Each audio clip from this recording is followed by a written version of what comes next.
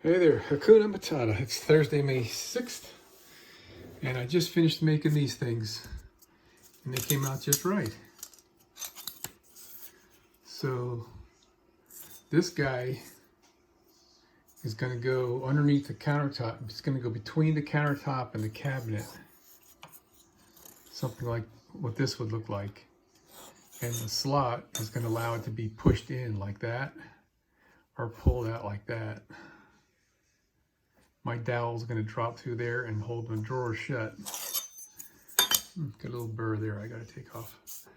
And these guys are going to go on the bottom of the cabinet under the toe kick with a screw on that end, and they'll pivot out of the way or pivot out to where the dowel will fit and hold the drawer in.